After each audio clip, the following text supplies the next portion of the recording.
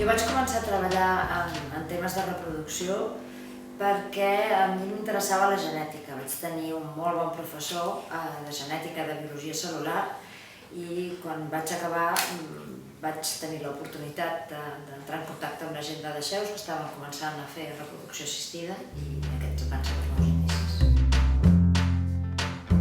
En la carrera que jo vaig triar, que en aquells moments es deia Biologia, i això era a la Universitat Autònoma de Barcelona, hi havia, sí, una majoria de dones. En el professorat hi havia més homes que no pas dones. I crec que en aquests moments ha canviat certament, primer perquè penso que les dones han arribat en aquestes posicions. Jo crec que és únicament una qüestió de temps. Les dones ens hem integrat en el món de la universitat i en el món laboral molt més tard que els homes i per tant hem arribat més tard en aquestes posicions de responsabilitat. El fet de ser dona no ha representat ni un avantatge ni un inconvenient, almenys que jo en sigui conscient. El que sí que ha representat diferències, no et diré que sempre han estat diferències negatives, ha estat pel fet de ser una professional no mèdica en un món molt mèdic, sobretot en l'etapa en la que he treballat en la reproducció assistida.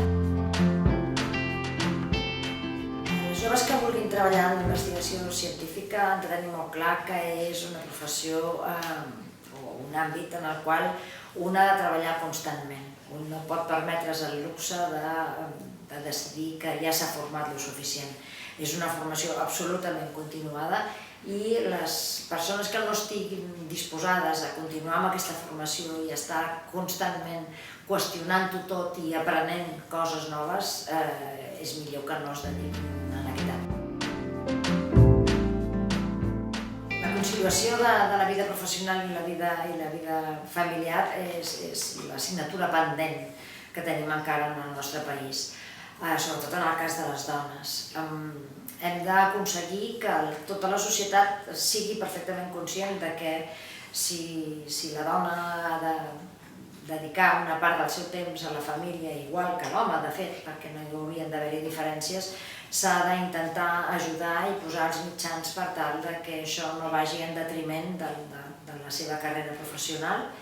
I les dones, que encara són les que carreguen amb moltes d'aquestes càrregues, diguéssim, familiars i de cria dels fills, han de trobar el suport necessari per tal que això no sigui un impediment a l'hora de formar-se professionalment.